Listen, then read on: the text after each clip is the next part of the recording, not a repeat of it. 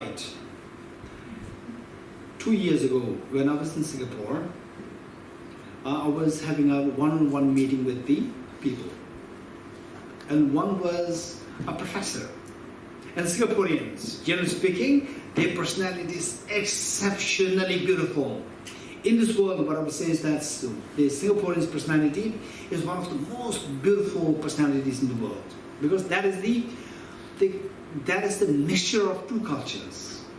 One is the culture of the Chinese culture, and the other is the culture of the Britishers. Right? It's a blend of the two cultures. Chinese culture, very hardworking, and the Britishers culture, very hardworking. No, Chinese culture, very hardworking, plus faith. Not the common Chinese, right? Original Chinese. Very hardworking, plus the faith. Faith, F-A-I-T-H. Then the British culture, the love for knowledge, love to learn something, love for knowledge. These two cultures are combined together.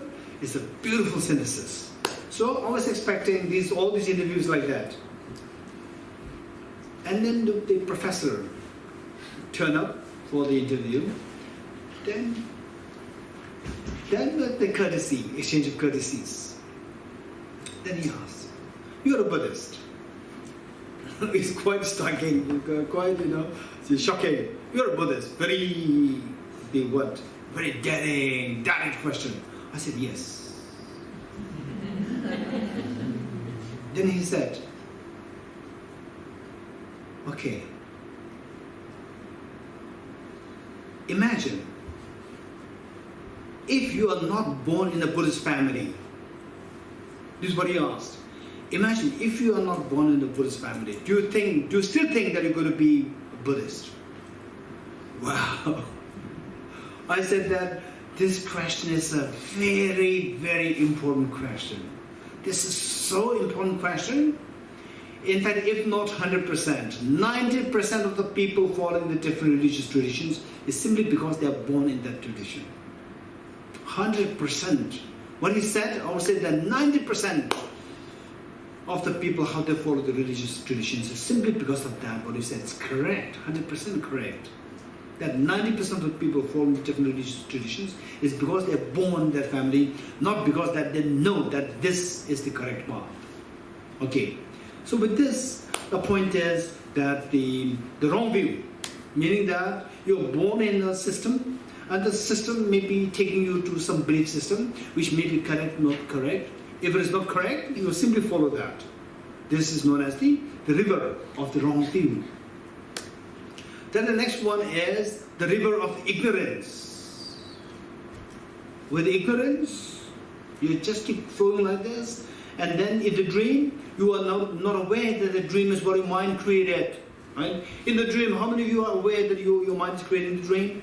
But before I ask this question, my question to you: how many of you have the experience of dreams in your life? At least once or twice. Oh, we all have this dream. But some people, once in a while, people say that I never dreamt in my life. One or two people are there. Otherwise, 99.9% of people, they dream. So tell me, this dream, who created this dream? Mine. You create that, right? You create that. And in the dream, how many of you are aware that I'm creating this dream? Huh? No. You're getting it? There are exceptions. People, there are trainings. There are trainings whereby you're trained in such a way that the moment you start dreaming, you're aware that, okay, now I'm dreaming. Right? There are trainings there. Okay, don't ask me what is this training. In this case, then I cannot teach you emptiness. Right? Either you choose emptiness or the training on how to identify the dream. You choose one, not two. Okay, with this ignorance, while our mind creates a dream, but we fail to see that my mind is creating, this is ignorance. So this ignorance will never allow you to wake up from the sleep. This ignorance will not allow you to wake up from the sleep, right? Whereas, if you're aware that I'm dreaming, if the ghost comes, if it's a little disturbing, you wake up. If you're aware that you're dreaming. Whereas if you're not aware, then you run. Instead of waking up, you run. You getting it? Okay, which means that running means this is also a dream. You're creating another dream. Still unaware that you're creating it. Okay, so with this, these are the four powerful rivers. These are the four rivers because of which we continually suffer. The river, the very powerful river of the attachment of the desire realm, very powerful river of the attachment of the formless realm, the very powerful river of the wrong views, and a very powerful river of the ignorance. These are the four things which just drown us and wash us, just carried us with so much of pain. One. Number two, tied by strong bonds of karma, so hard to undo. Okay, let's imagine that you enter winter, you drowned in a very forcefully running river. What's the chance of escape? Very less. Now, not only that, you are being drowned and washed away by the river, you are being bound by the rope. The chance of escaping is even less. Okay, tied by the strong bonds of karma. So why? Okay, now some of us, we have, this limitation, that limitation, this shortcoming, this problem, so forth. It's all because of the karma. So we are bound by this karma. As long as we are trapped in this body, we cannot do as much. We have to stay within the shortcomings, limitations of this body. So this is all because of this karma. Then, say you are bound with a rope and then you are put in a cage. Cage, what's the chance of escape? Even less. Okay, so caught in the iron net of self-grasping ignorance. Then, say not only are you in a cage, outside is totally dark. Totally dark. Accidentally, the cage may hit the rock, cage may break, and actually somehow the rope is untied, and you end up in the total darkness, and crocodiles may be waiting there in total dark. If it's not dark, then you can escape. You can run away to places where there's no crocodile. But in total dark, we don't see where's crocodile, where's no crocodile. Crocodile may be waiting there right in his jaw. You may be jumping towards that. Okay, this is the darkness of ignorance. This is the situation that we are in, right? If we reflect on this, it's very scary. This is who we are. How we are suffering. Okay. And then number 8. What's the outcome of this?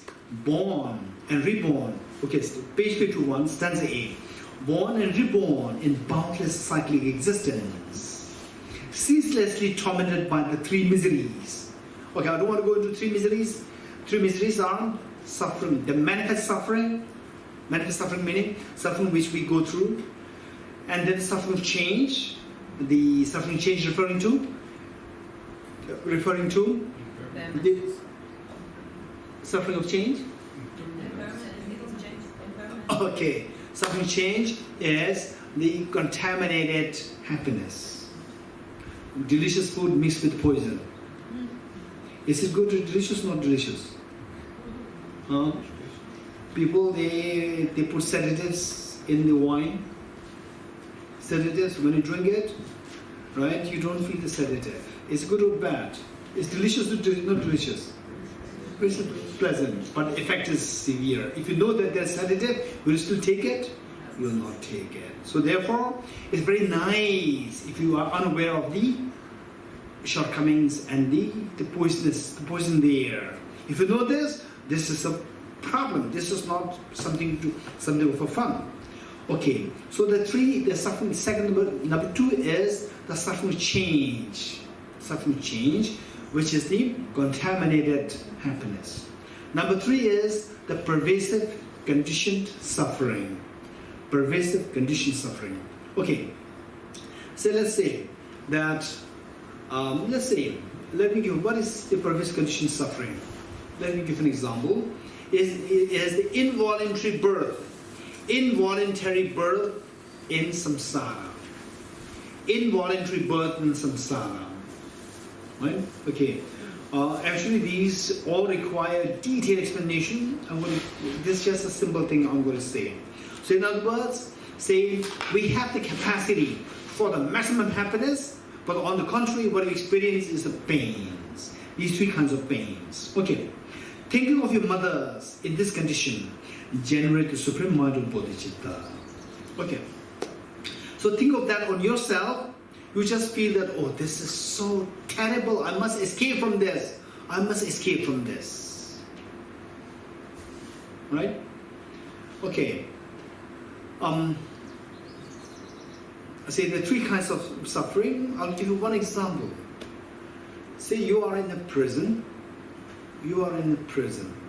And the prison guard is so nasty, so angry, so unkind towards you, right? Every time he sees you, he slaps you. Okay, is this suffering or not? Yes, this is a manifest suffering. Everybody will identify that as suffering. This is the first suffering, suffering of manifest suffering, technically known as the suffering of suffering. Manifest suffering. Then what happens is that, okay, now you will be moved from the prison number 1 to prison number 2. What's prison number 2? The guard is very smiling, not slapping. The guard has created the swimming pool in the prison, and the what are the coffee shops? Huh? Cafe? No. They say what are the brands? Starbucks. Open Starbucks in the prison, right? And beautiful garden there. Okay. Wow. Do you feel this is a prison? No, even in your house you don't have that. Right? Okay. So it's not a wow, it's amazing. Right? Okay. So after 1 year, execution. You are unaware of that. So the job of the prisoner, the job of the guard is to trap you there. And how to trap you, always hitting is also not nice for him. Right? So therefore instead, that he doesn't have to really come to you all the time, keep an eye on you, he can do his own emails. So for that matter, what he does is he created the swimming pool, he put a Starbucks there, has a beautiful garden there for you to take walks, and he's not bothered about you. You're so astounded. You're so mesmerized by this, you'll not run away. That is the suffering. Is that suffering or not? Hey, is that suffering or not? 1 year after, you're going to be executed. You can escape, but you're not escaping now. Why? Because of the lure inside the prison. Why not escaping? Why not escaping? Which is better? To be in this prison with the swimming pool, cafeteria, all these things, and after 1 month execution? Or you escape, no swimming pool, it doesn't matter, but you're free for the next 70 years. Which is better? Second one is far better. Why the second option is not coming to you now? Nobody is forcing you. Why that's not coming to you? Because of the lures of the prison. The lures of the prison. Cafeteria in the prison, swimming pool in the prison. You're getting it? So these things lure you, trap you there. That is like the sedative in the food. That is the bait. Number 2, there is also suffering. It's a more subtle suffering. Ordinary people will not see their suffering. When will they identify the suffering? The moment the last day comes, hey, tomorrow be prepared, tomorrow's execution day. Then you are shocked because you got whole 1 year to prepare, you did not prepare to escape. You getting it? Okay, after 1 month. After 1 month, then you are transferred from prison 2 to prison 3. Prison 3 also swimming pool, cafeteria. Okay, good or not good? Actually good. But again, after 1 month, again transferred to prison D. Again swimming pool, cafeteria. Okay, so in all these things, what is happening? Number 3, what is the suffering number 3? Involuntary birth. What is that? The pervasive condition suffering. Pervasive condition suffering. The example that I gave you is involuntary birth in samsara. From prison 2 to prison 3, you cannot, okay, now I will go out a little bit, I don't mind not having the swimming pool for some time. No, you have to go there to prison 2 with the swimming pool. You have to go there, right? Because you're a prisoner. From prison 2 to 3, again you have to go there. From 3 to 4, you have to go there. Involuntary birth. Involuntary taking birth in the prison 2, prison 3, prison 4. This is involuntary birth. This is the pervasive condition suffering. In all these prisons, one which is pervasive is that you have to go there. Involuntary, you have to go there. Involuntary birth in samsara. This is the pervasive condition suffering. This is just a very quick thing. Those of you who are totally new to this concept, don't worry too much. You have still time to study more. Okay. So, if you think of these points with you, then you will have a profound thought to renounce samsara. To renounce the samsara. That is renunciation. When you think of the same matter towards other sentient beings, to whom you love so much, then the compassion will grow in you, bodhicitta will grow in you.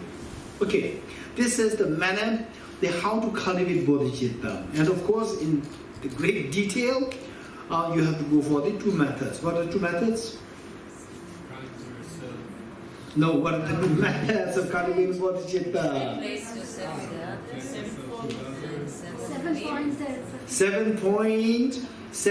7-point cause effect method to generate bodhicitta, 7-fold cause effect method to generate bodhicitta, and the other one is the method of equalizing and exchanging self for others. The method of equalizing and exchanging self for others, these 2 methods they are very powerful practice, and if you really practice this, somebody who is very short-tempered, easily become irritated, that person will become a very calm, happy.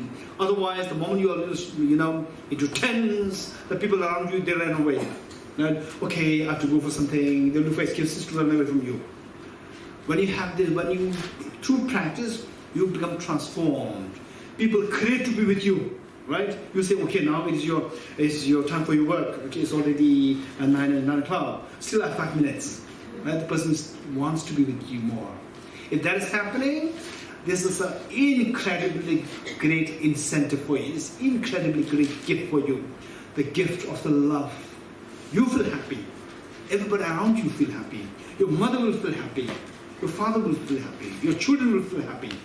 This is the greatest gift. And for parents, this is the greatest legacy for your children.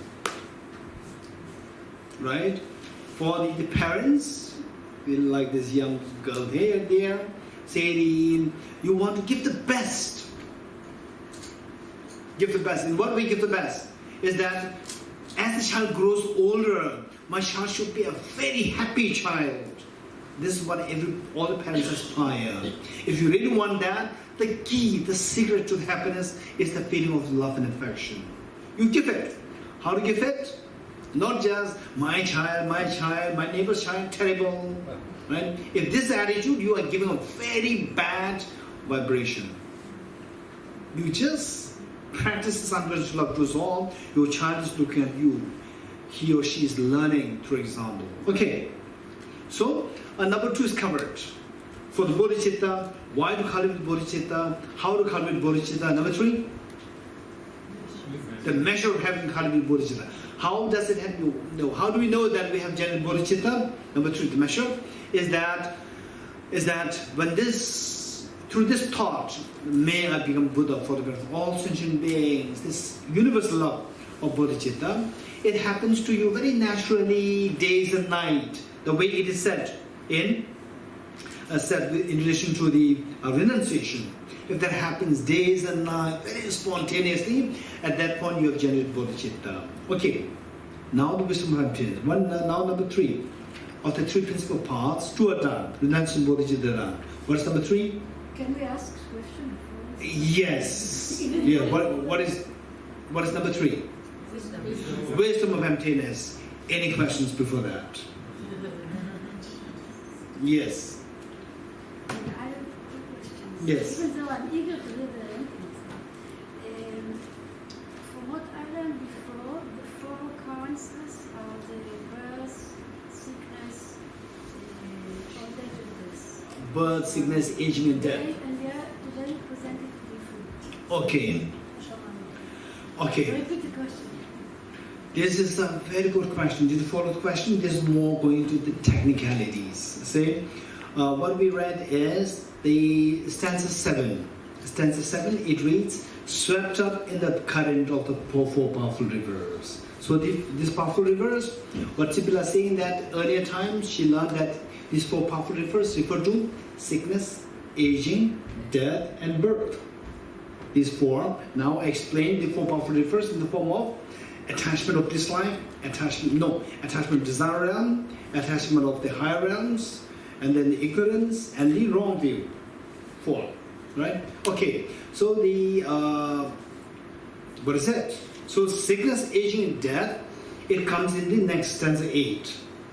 Born and reborn in the boundless cycle of existence, ceaselessly tormented by the three miseries. Three miseries, three kinds of sufferings. So there, sickness, aging, death, they are all included here. If you interpret the first one, the four rivers, with sickness, aging, and death, it's a repetition here. One. Number two, the four powerful rivers, this is a very standard vocabulary used in Abhidhamma Kosh. Okay, those who are new, don't worry too much that. Those who are more for many years into this, you have to know the technicalities. So the four powerful rivers, it is not just randomly picked up. This is a very standard vocabulary used in Abhidhamma Kosh, identified as these three afflictions. The attachment of the desire realm, attachment of the higher realms, ignorance, and the wrong view. This is a very standard text there. Okay. More questions? Yes, Vada? When you say the third one that you measure, do you measure like the achievements of what you've done in the two earlier? Okay, the measure of having generated bodhicitta. What Okay. is the measure? What do you mean by the measure here? Yeah. Measure here means measure of having generated the bodhicitta. Say, you practice bodhicitta, the seven steps. Step 1, remembering all beings as one's mothers. Step 2, remembering the kindness. Step 3, paying the kindness.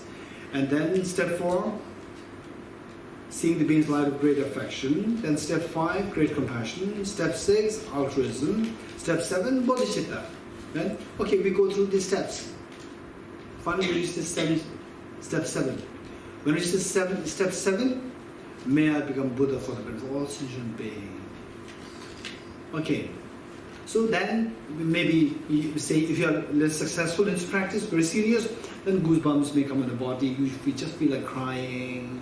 You become very emotional. Fine. Is that the bodhicitta? This question.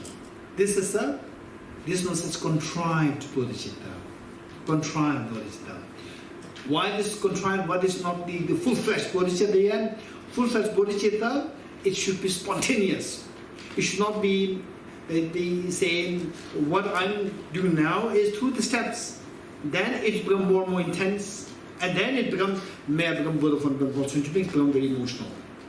But uncontrived one is, even without the steps, you think about the beings that desire to become Buddha becomes very spontaneous coming. So that is the point you have generated the uncontrived bodhicitta. Yeah. Any more questions? Yeah, Yes. Yeah. When you talked about the four measurements, the Mata and Karuna, you talked about manifesting for others. And when you practice Metta in the community with others too, then, as I understand it correctly, it's for you, for us, not to be jealous and not to live in aversion with the attachment. Okay, this is a good question. Pertaining to the question is the practice of the four immeasurables. Four immeasurables, immeasurable compassion. We learned it. May you be free from suffering. Immeasurable loving kindness. May you have happiness. Fine. Then the number 3, the immeasurable joy. May you not be separated from the happiness. Then number 4, immeasurable equanimity. Immeasurable equanimity, is it directed towards the self or directed towards others? The first 3, immeasurable compassion, loving kindness, and the joy, be directed towards others. May you, may you, may you. Now the immeasurable immeasurable equanimity? Is it directed towards others or directed towards me? That I should be maintaining equanimity, should be maintaining balance, should be maintaining a sense of, say, balance, not having excessive attachment to some and aversion towards others. I should maintain it. Is this the equanimity? Or that may the beings not have excessive attachment towards others and aversion towards others? Okay, equanimity, there are two. So equanimity from your side, that what creates problems in me, why I'm unable to practice unconditional love, is because I don't have a sense of equanimity within me. This one, that may I be free from the bias attachment towards some, and may I be free from the bias aversion towards others. This is one equanimity. This is also equanimity. Other one is, may the beings, why the beings are suffering? Because the beings are biased towards each other. May you be free from the biased attitude of excessive attachment towards some and aversion towards others. Okay, so which is correct? Both are correct. It depends on you. If the biased attitude is excessive, you cannot think of the unconditional love towards others. First, cultivate it within you. Once you are clean means you become strong. Then you see that beings are suffering because of this biased attitude. Then you wish that the beings be free from this biased attitude. That is a very high level of equanimity. Okay, any more questions? Okay, I know that you're waiting for wisdom of emptiness. Okay, let's see. Wisdom of emptiness, likewise, 3 points. What are the 3 points? Hey, unless you give me the 3 points, I cannot. No, don't go for the shortcut. I'll also go for the shortcut then. Right? You be very precise. Tell me. Why do you want to get wisdom of emptiness? The reason why to cultivate. Why do we have to cultivate the wisdom of emptiness? Number 1. How to cultivate the wisdom of emptiness? Number 2. The measure of having cultivated the wisdom of emptiness. Okay, 3 points. Very good. Okay, stanza 9. Stanza 9 is why we have to cultivate the wisdom of emptiness. Stanza 9, page 51. Stanza 9. Although you train in renunciation and the mind of bodhicitta, now say you already have the first 2 principles, the first 2 principal paths. Now, although you are trained in renunciation and the mind of bodhicitta, without wisdom that realizes the ultimate reality, if you're deprived of the wisdom of emptiness, without the wisdom that realizes the ultimate reality, you cannot cut the root of cyclic existence.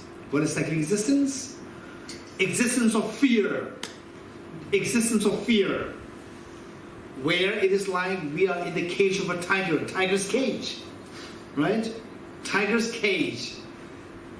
We have to live in fear anytime that tiger can come and attack us and kill us and eat us. So samsara is like the tiger's cage. So the first thing is, if you realize this is a tiger's cage, samsara is like a tiger's cage, what will be aspiration? To get out of this. How to get out of this? This tiger's cage of samsara does not arise randomly. It arose from the cause. Ye dharma hetu prabhava. All phenomena arise from the causes. Right? What cause? What is the cause of the samsara? What is the cause of the fear? Ignorance. Very good. Ignorance. You getting it? Which ignorance? Seeing things as objectively real. Seeing the dream as real. Seeing things as objectively real. Okay.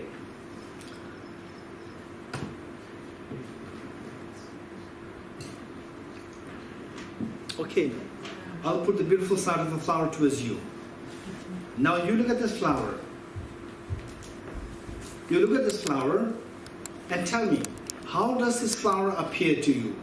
Okay, by the way, Before we proceed through, I'd like to ask the question. How many of you have watched